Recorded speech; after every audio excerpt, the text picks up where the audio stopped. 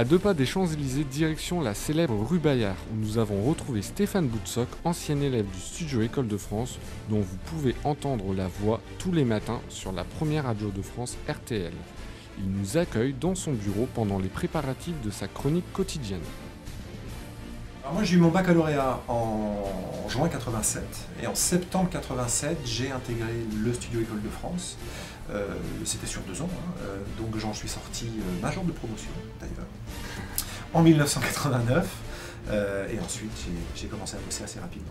Moi c'est un bon souvenir, d'autant que l'école à l'époque, fin des années 80, c'était quand même c'était très artisanal, c'est-à-dire qu'on était à Tolbiac, on n'avait pas beaucoup de matériel, on montait encore avec les bandes magnétiques, avec les cols en jaune, etc., donc cols en bleu.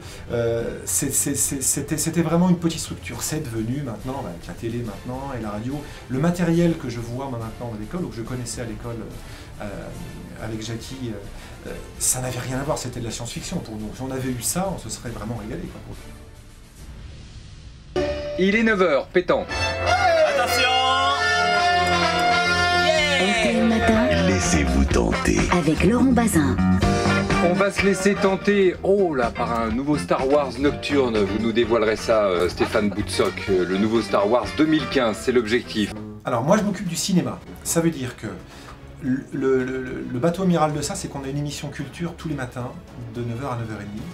Depuis maintenant 10 ans, l'émission existe depuis 10 ans, c'est la 11e année, qui rassemble grosso modo 1 800 000 auditeurs par jour. Donc c'est une grosse émission qui mêle le cinéma, la musique, les bouquins, le théâtre, la bande dessinée, enfin bref, toutes les disciplines culturelles.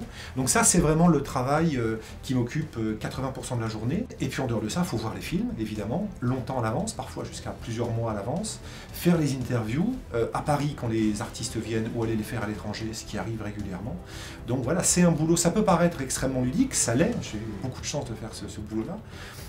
Mais c'est aussi quand même un vrai boulot de journaliste pour le coup, parce qu'il y a de la rédaction, il y a du montage, il y a des rencontres pour préparer les interviews. Willy, ça s'appelle Looper.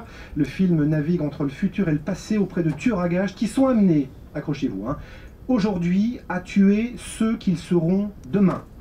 Tout le monde a compris? Oui. Par exemple, demain, là je pars à Los Angeles parce que le dernier épisode de la saga Twilight, qui sort au mois de novembre, est présenté aux journalistes du monde entier à Los Angeles. Les talents, les acteurs ne viendront pas en Europe faire de promotion, donc on est invité, c'est pris en charge par le studio, ça se passe comme ça, à aller à Los Angeles, non seulement voir le film, et interviewer les acteurs dans la foulée. Là, c'est le petit espace où je passe quand même finalement pas mal de temps, donc ce sont quelques mètres carrés que j'essaye de rendre le plus agréable possible, donc avec les cartons de projection des films qui me plaisent bien, quelques photos souvenirs, et puis des gadgets et des objets qui me rappellent certains films, quoi.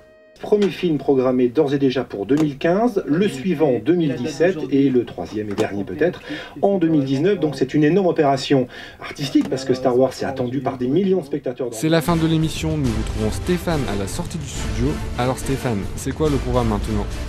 Bon alors maintenant l'émission est finie, donc direction le troquet d'en face pour prendre un café, réunion à 11h et puis préparatif pour le départ pour les États-Unis demain.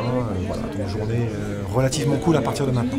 Alors courage, parce que c'est pas un encadrement facile, c'est pas un cas de travail facile, c'est une école assez compliquée, non, bien sûr, tout va bien. Bon courage à vous, plein de belles choses pour les mois à venir, et puis bossez bien, voilà.